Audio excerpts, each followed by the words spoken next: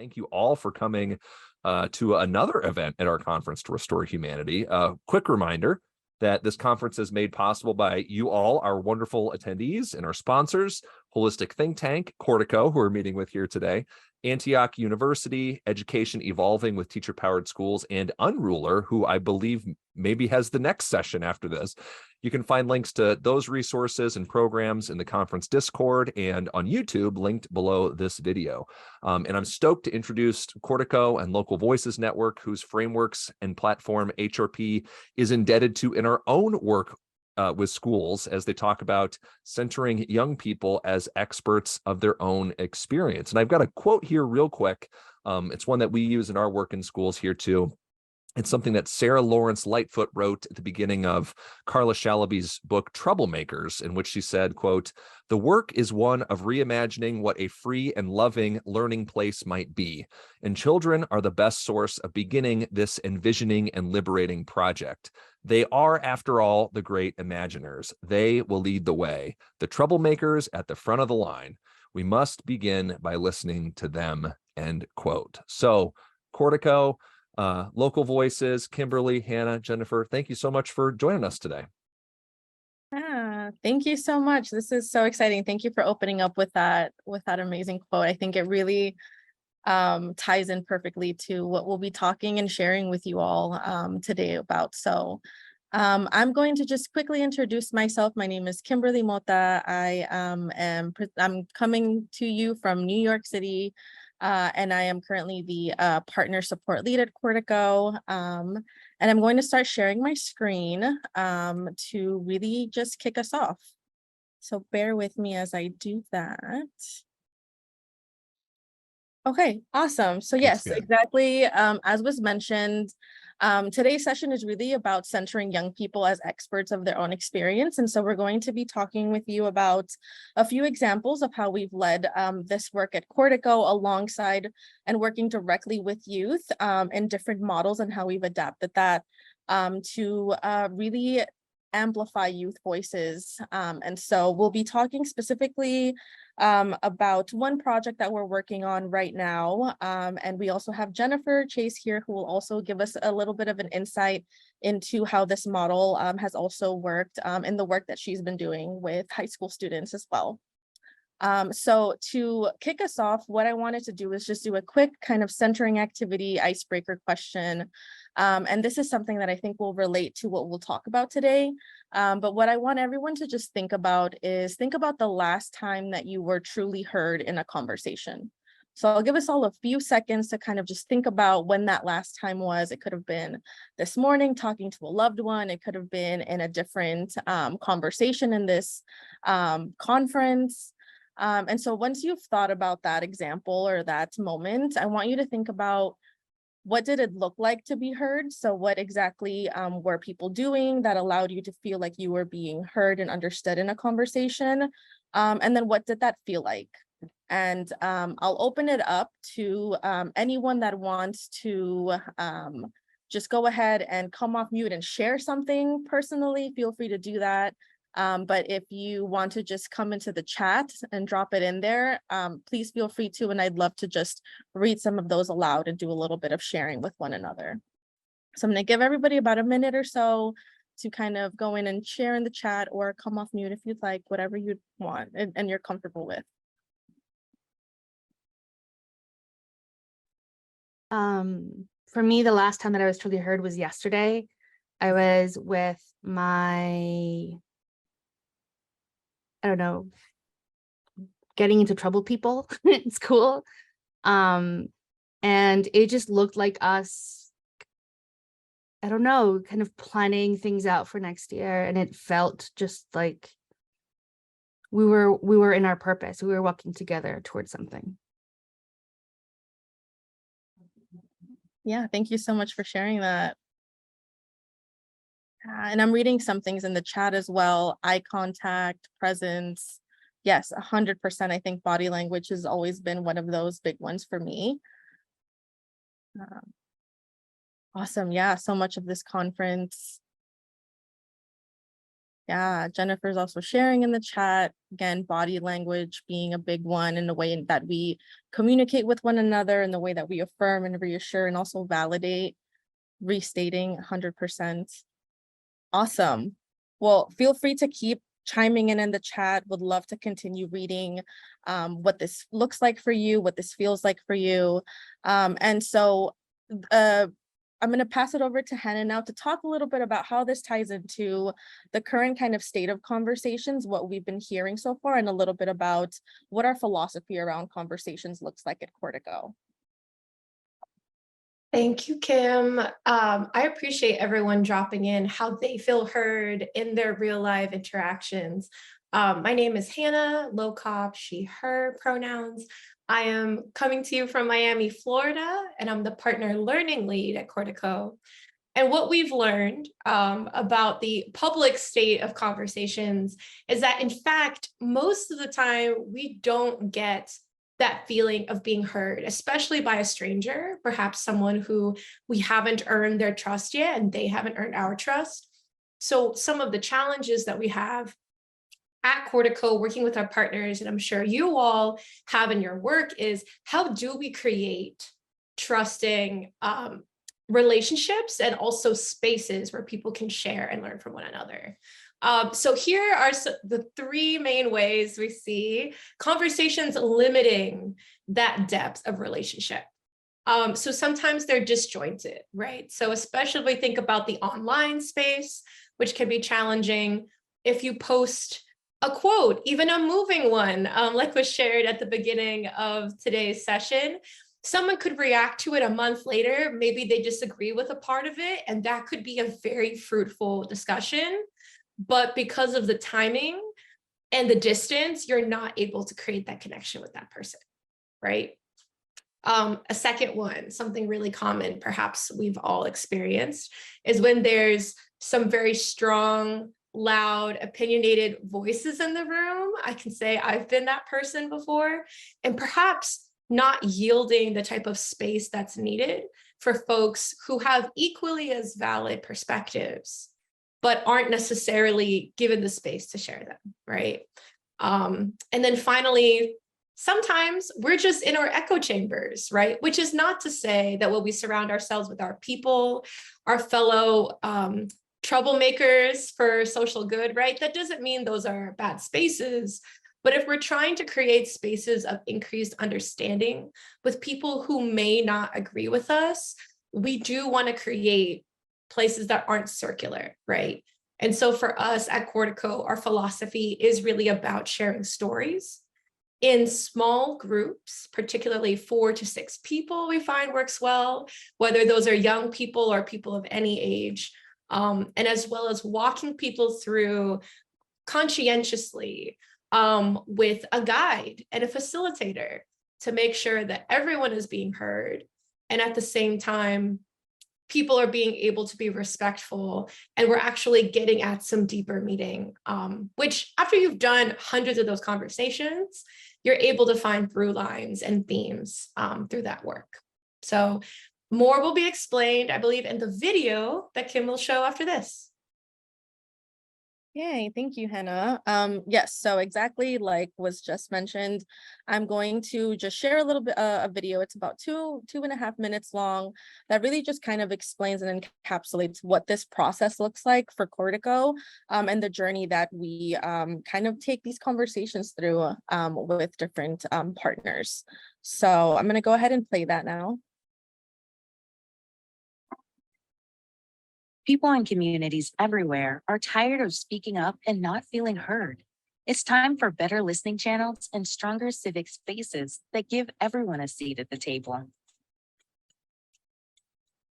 Cortico partners hold conversations with their community members either virtually over Zoom or in person. A designated facilitator uses conversation prompts to invite people to an authentic, nuanced conversation that fosters the sharing of personal life experiences. Conversations are recorded and uploaded to our online platform where they are transcribed and indexed by topic. You can use the search bar to find specific words or themes across conversations, or explore conversation content by topic.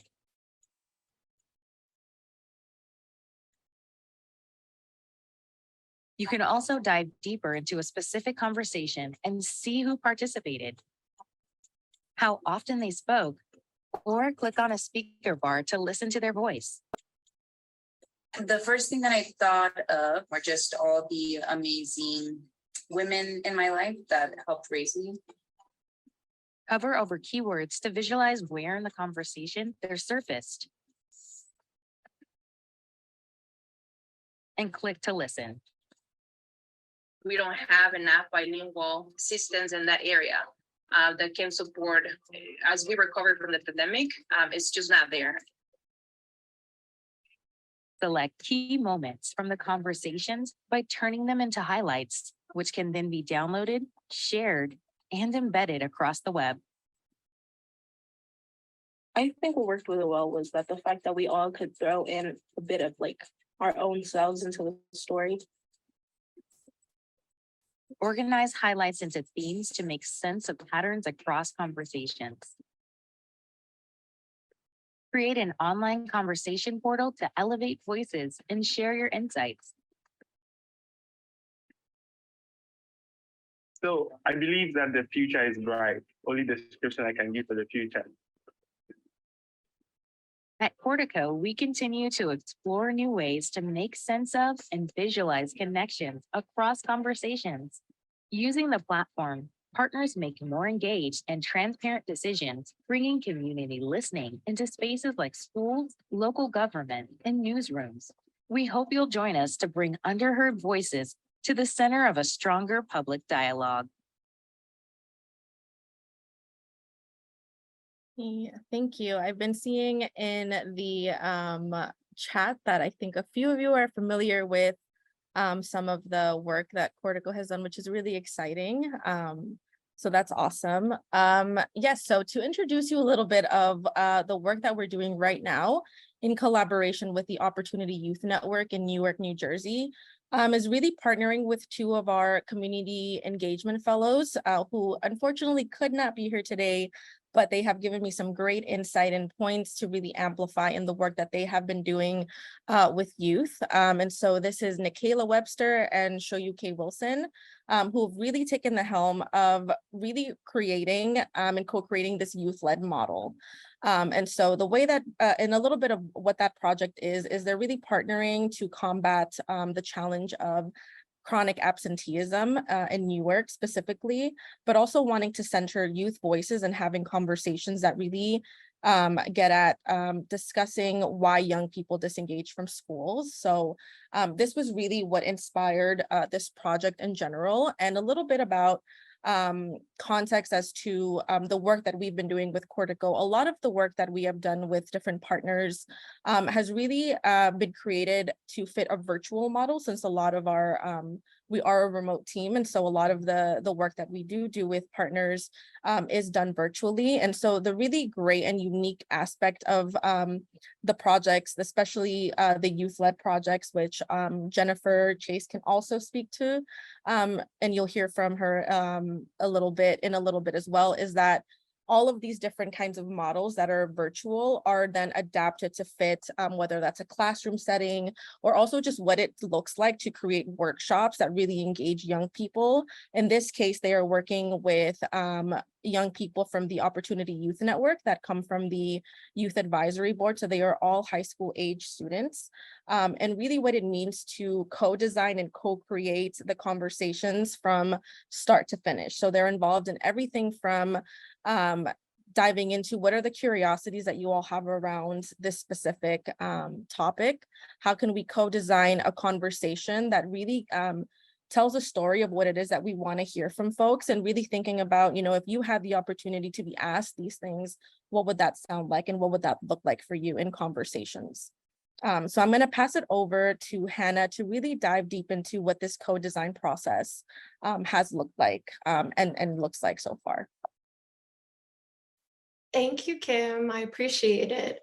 So guiding people in terms of how to build a conversation guide, we walk them through asking some key questions to either their participants or even a key group of stakeholders that they know are going to inform their project. So I believe for Nikayla and Shoyake, it was this key group of students that they were trying to understand, hey, what are the most important things that we need to know for why kids aren't engaging in schools, right?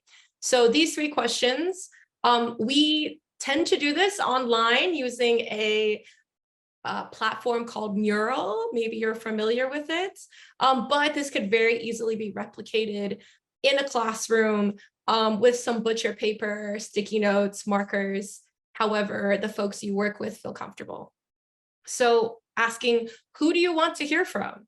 Maybe that's an obvious answer, but perhaps there are some more specific things that you want to get to, right? Maybe they're not just students, but students who have found that they aren't really attending school on a regular basis.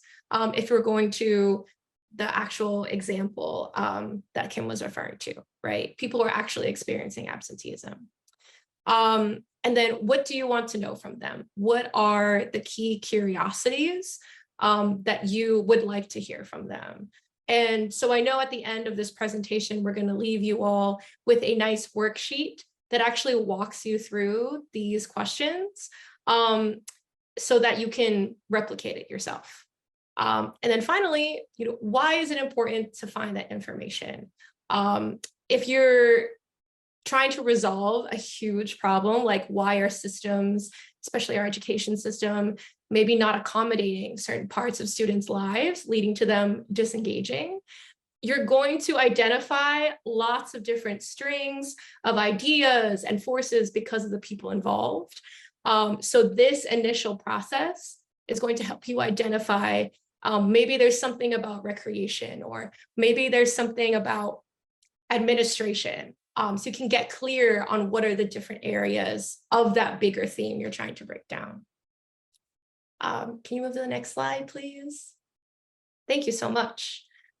Once you've gotten those 3 questions answered with your group of stakeholders, you can move into a process in which you start to formulate the questions you're trying to ask into specific forms.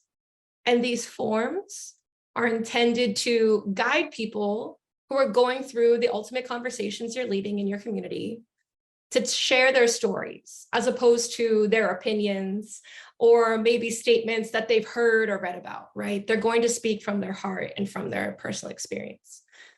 So one example are journey questions, where you can say, ask a student, tell me about a time when you weren't able to make it to school.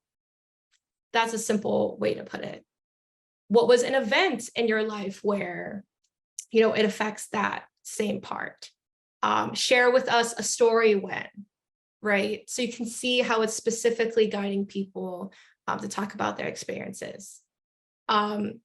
And oftentimes we're not just trying to talk about the problems that people face, but really get students to think about what are the solutions that meet their needs, right?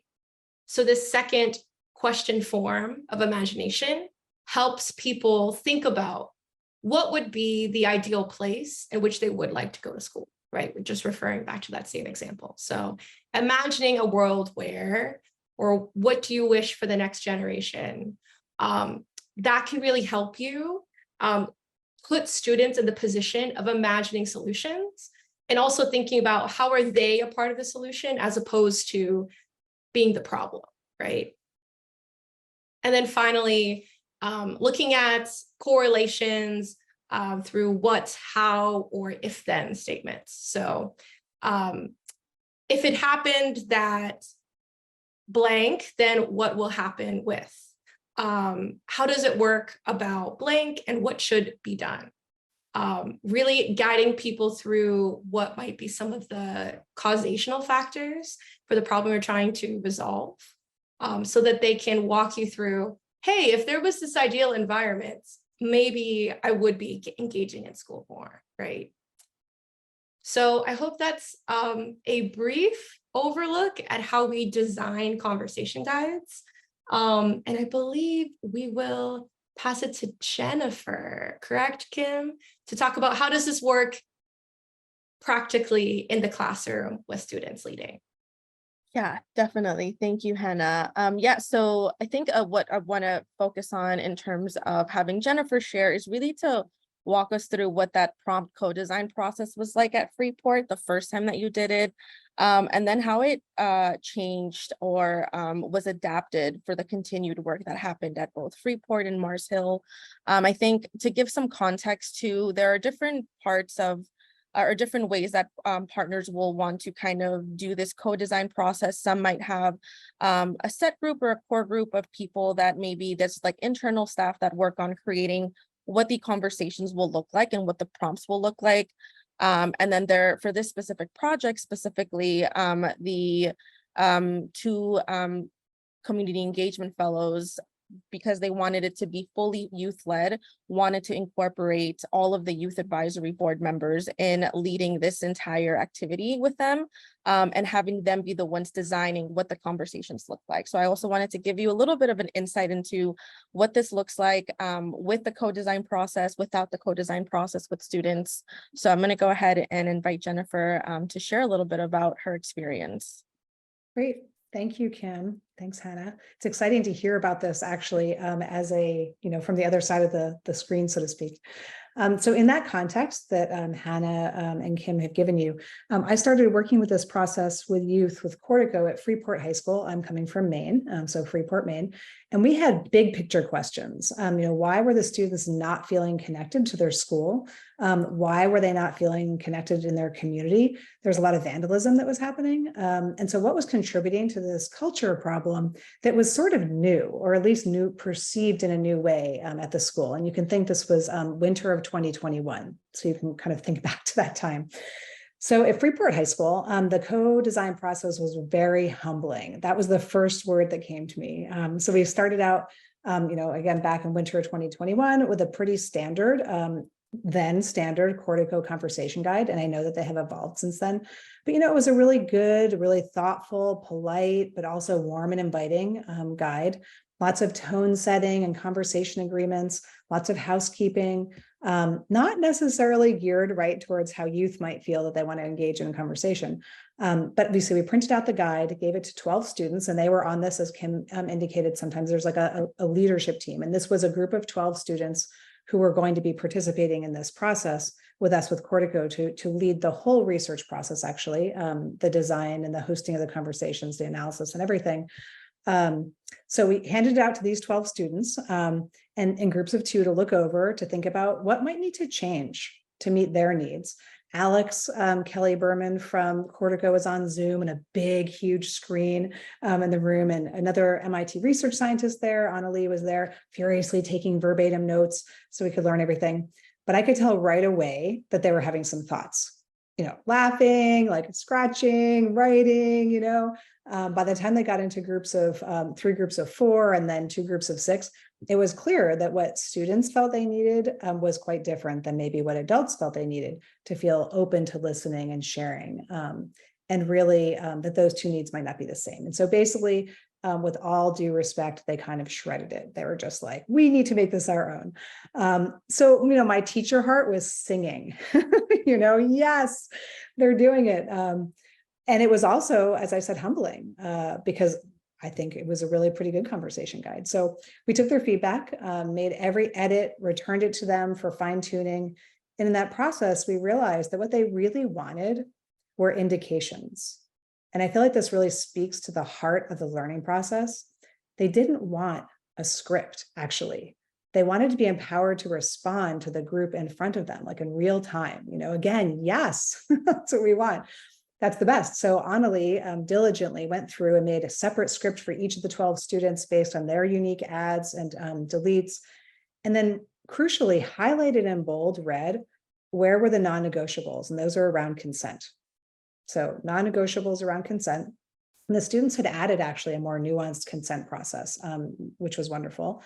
And then also in bold black, what were the guiding indications? Like, what's the arc? Let's just remember the arc of the conversation and why that's important. And the rest of it was up to them. So basically, we played with it and discussed it. They understood the why we're asking the questions in a certain way, in a certain order, the purpose of that arc of the conversation and the theory behind it. But once they knew that, and they trusted us that this arc was important for a reason.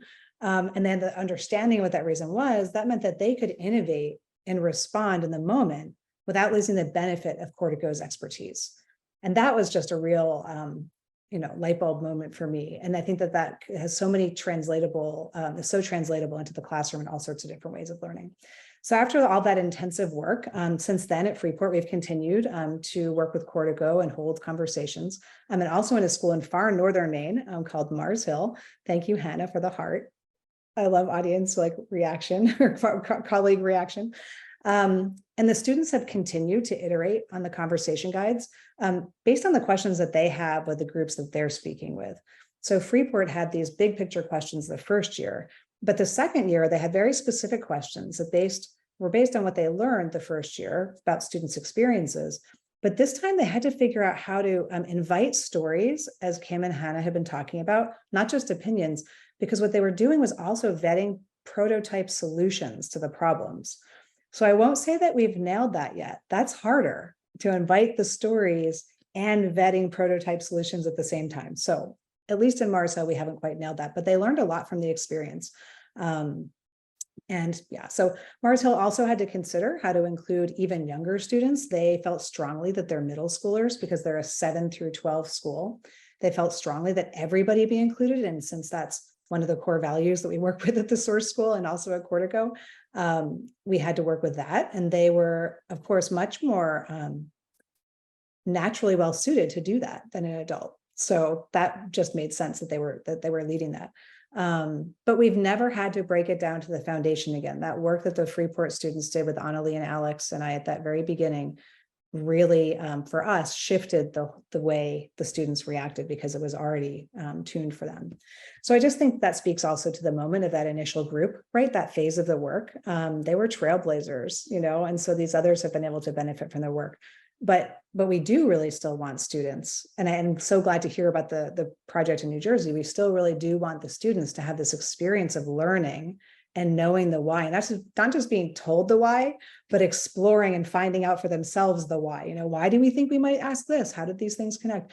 So taking them through that process and then having them tailor it to their own knowledge seeking journey, I feel is really critical. And it's so much of the value of this project. And that's just such a key part of doing research, right? First, you have your questions, and then you develop your protocol. You don't say, well, I've got this set of questions. Now I have to, for people, now I have to figure out, what kind I can learn, what kind of research will I do with that? So I just feel like it's really essential and just very supportive of students' exploration of the research process, as well as all sorts of other amazing skills they learn during this time. So yeah, let's turn it back over to you, Kim. Thanks for the opportunity to share about Freeport and Mars Hill. Thank you so much for sharing that. I think a few of the things that you just shared really resonate with a lot of the work that we're also doing right now with the Opportunity Youth Network in Newark, because I think especially when it comes to, what does it really mean to be supportive, to co-create with youth.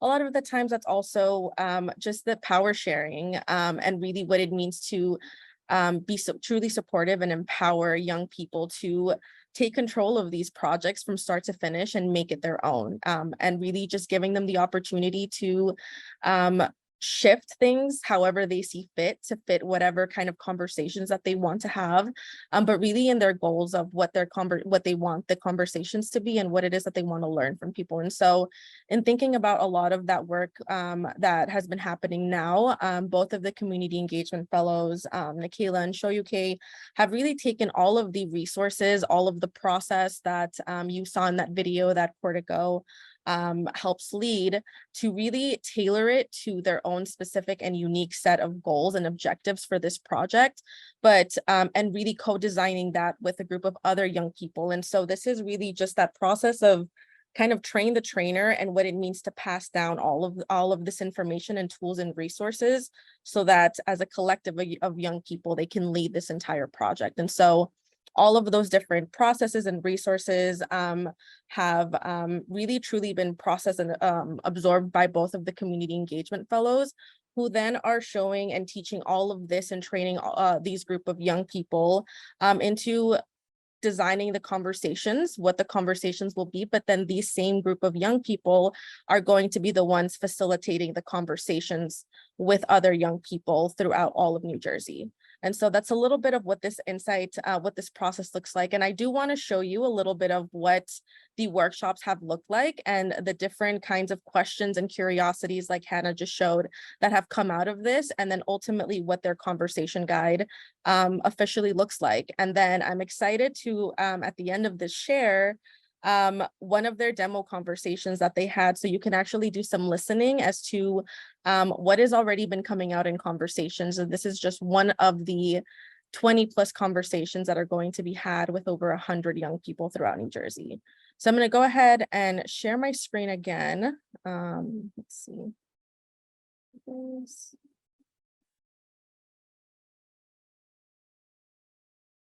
Okay, awesome. So this first workshop, just the way that Hannah described it, was really talking with all of the young people and asking them, you know, those three main questions. Who do you want to hear from? What do you want to hear, or what do you want to learn? And so really compiling these lists of curiosities and having these conversations with young people into, you know, what are you curious about?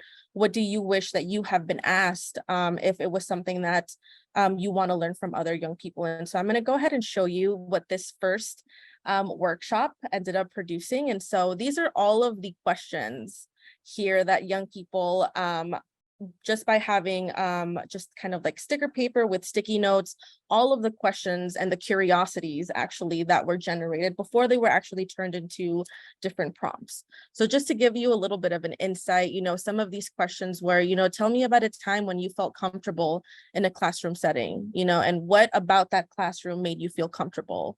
You know, tell me about a time when you weren't supported or understood. Tell me about a time when you felt really failed by a teacher. What could have been done to make a classroom setting more comfortable for you? You know, what do you hope for in the future? What can be done? What is an experience in your life that shaped your opinion about education? And so these are just a glimpse at all of the different, and this is about an hour-long workshop. And so these are all of the different curiosities that all of these young people shared about what they are wondering about this entire project, or just absenteeism, which a lot of these young people also have experienced just chronic absenteeism or feeling disengaged or not supported in school systems. And so this is really them taking ownership of what it is that they're curious about and what they want to learn from other young people as well. So that was what that first workshop looked like. Their second workshop was taking all of these general curiosities, turning them into a question for, or just different prompts, the same way that Hannah just showed, the journey questions, the if then how questions, the imagination prompts, and then voting on which ones would tell the most kind of, or the most holistic kind of story from all of the people that are going to share in these conversations. And so this is what that second workshop ended up looking like. Is they actually came up and decided to break it down into different categories.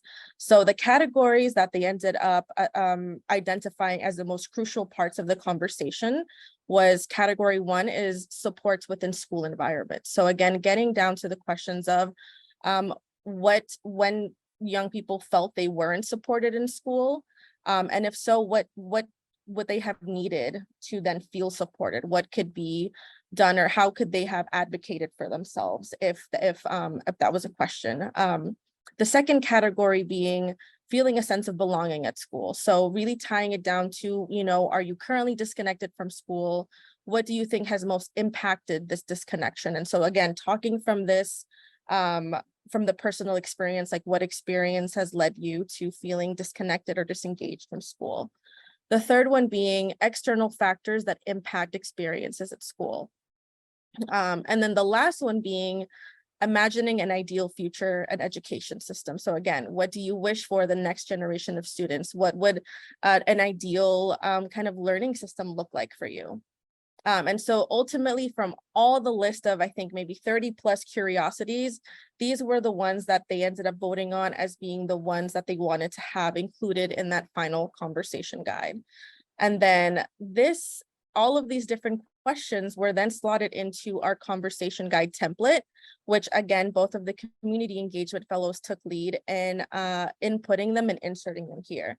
And so the way that they have really customized this different guide is that they allow for different questions that you can see here: school supports, belonging at school. These are the prompts that they generated together, but then also allowing for optional follow-up prompts. And so now that all of the different youth advisory board members know exactly what the kind of goal and objectives for the conversations are, there's also follow-up questions that they can ask depending on what they're hearing in conversations.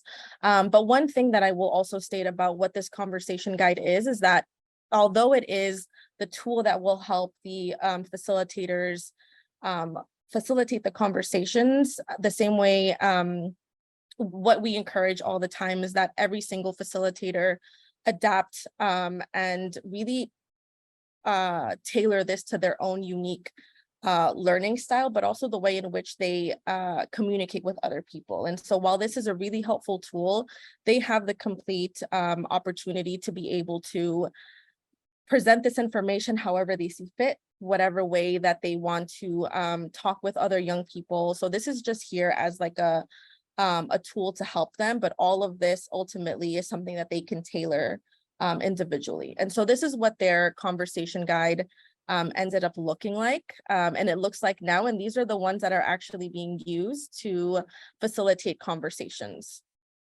Let's see. Sorry, I'm looking at the chat to see if I've missed anything. Perfect. Okay, great.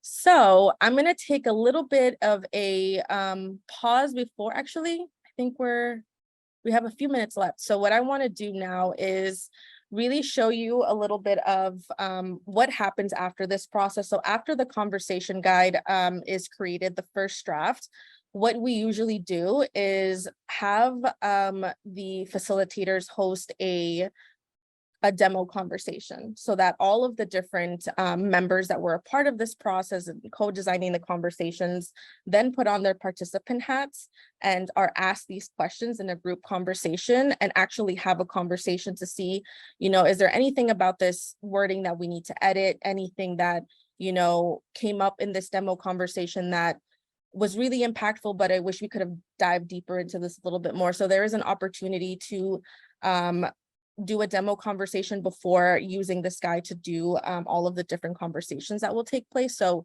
what I want to do is share a few examples and actually listen to and amplify all of the different youth voices that have shared through this process right now. And all of the different participants that you're about to hear have also been the ones that have co-designed the entire conversation guide process as well.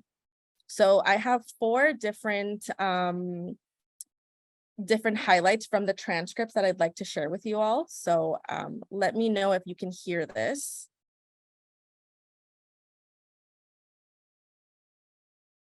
Oh no.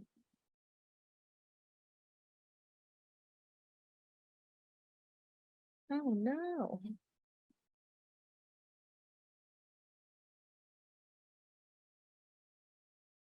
Okay, that's weird. Give me 1 second and let me see if I can just.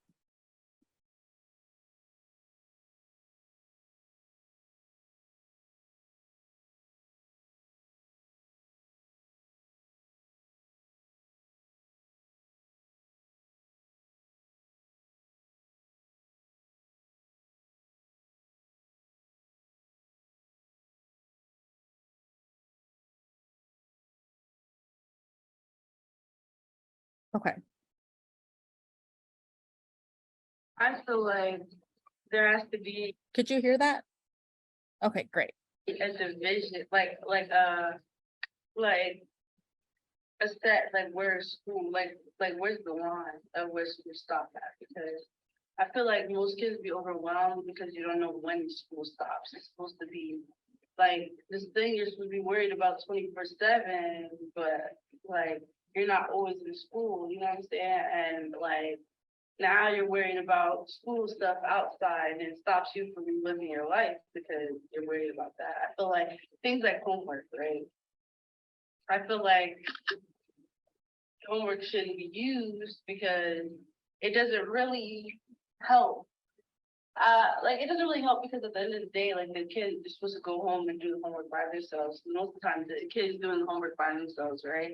And it's basically like independent work in school. So why not just keep it in school? Just do your work in school because it's not like we're gonna go to sleep, wake up the next day and forget. Like I get it's supposed to be like practice, but that's what you're literally doing in class is the work that they gave you. So I feel like it just be a big waste of time. Like I feel like, and also like classes be too about like the whole or the people who do well in the class. Because I feel like usually the class, like how the class is doing well is based off the kids that are actually doing well. So they're like so everybody will be like focused on these kids with the high achievement, right? And basically the teachers are like, oh, be like them, be like them, be like them. But the kids who's by being themselves, you know what I'm saying, are struggling to go through what they're going through.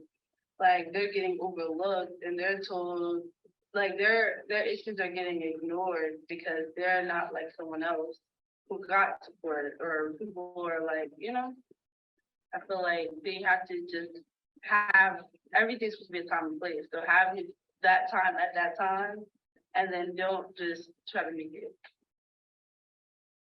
Great. So that was one of the highlights. I think I can also share one more. Let me see if I can find the one that I wanted to share. Let's go with this last one here. For me, I feel like they put too much pressures on the students to do something. You know what I'm saying? Like so many schools, like, hey, like for example, like my school, we have a small school, so like there isn't barely any funding. So like first thing they do is make sure the teachers are paid well, you know, all that, what everything else is taken care of, and students are put to the very last. So, and any time we want something to change, they say we have to go to the board meetings and that we have to say something. And I'm saying like maybe if like the teachers like came and taught you like this is how you get into contact with these people, the superintendents of the schools, like actually teach kids like how to reach out to the places they need to like to talk to get change, because the most like problem about like our people is that we don't know how to go about change the right way in the most effective way. So we're supposed to be following these systems to get these things done, and the schools never teach us about these systems. How are we going to learn how to get any change for ourselves? Right. So I'll stop it there. There's a few other really great highlights that have come out of just this conversation alone. But a few things that I do want to kind of further elevate before we open it up to just a couple of questions. And this is definitely something that both of our community engagement fellows wanted me to share in today's presentation is some of the feedback that they've gotten after this first demo conversation. They actually had one of the young people that joined this conversation share just how nervous they were before joining this conversation, how unsure they were about being able to share and feeling comfortable in sharing. But once they saw that they were in a room full of other young people that they could relate with, they felt like they were comfortable and felt vulnerable enough to share really deep and personal things and aspects of their story and their experiences. And they also wanted me to mention that something that they said is that after this, they felt a sense of feeling really free and like a really big weight had been lifted off of his shoulders after sharing in this conversation. A few other things to elevate is really with the importance of giving youth the autonomy to lead this entire aspect of this project and what that does in the way that they view themselves, not only as young people, but as students in these different education systems and different education settings, but also how they can enact change. And so really giving the opportunity to all of the youth advisory members to have the opportunity to create the conversation guide has also really impacted the way that other young people have felt comfortable. And right now they're at having about 3 conversations aside from this one that have already started taking place with young people. And so a lot of the things that they have noticed and wanted to really share with everyone is that this being youth-led allowed for a lot of young people to feel safe and feel like they didn't need to hold back and censor themselves in terms of the things that they were experiencing, because they knew that they were also sharing in community with other folks that felt the same way as them. But even if they felt or they experienced things differently, just having a space where they felt like they could share and be very authentic with themselves, as opposed to, you know, having outside maybe adults or other presences come in and leading these conversations. For it to be completely youth-led was a really freeing experience for a lot of young people. And so I did want to end off on that note. And I see that there are a few questions in the chat that I'm going to see if I can get to them really quickly. Yes, to kind of chime off on what Jennifer is saying in terms of the question that Stephanie asked, you know, what are some of the challenges? I think a lot of the times in a lot of different projects that we've had with partners, that outreach aspect of it is definitely one of the most challenging in terms of and I think since then, we've really adapted a lot of our materials in terms of what support looks like for our partners to really addressing these key things. So some of the key things that always come up is, you know, outreach. How do we explain the work that we're doing? You know, at what part do the participants play in this conversation in terms of that? And then also just about consent. Sometimes people might share some really deep and personal things that after the fact they decide, you know, I'm not comfortable with having this be shared in a public platform, even though it was really a great experience to be able to share. And so really being able to communicate that with participants, that they have complete ownership of what is shared and their voices. And so we do redact things that they have shared that they're no longer comfortable sharing. And so again, just making sure that all of the participants know that they are in complete control of what it is that they want to amplify and what it is that they just don't want to have shared out loud in these systems as well. Yeah, any other questions? Or any other just comments, feedback before we end the session?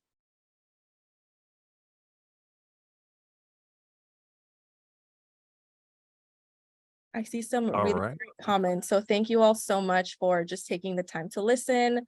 And I'm excited to share some of this work at the end of the fall when it's completed. So thank you all for being here.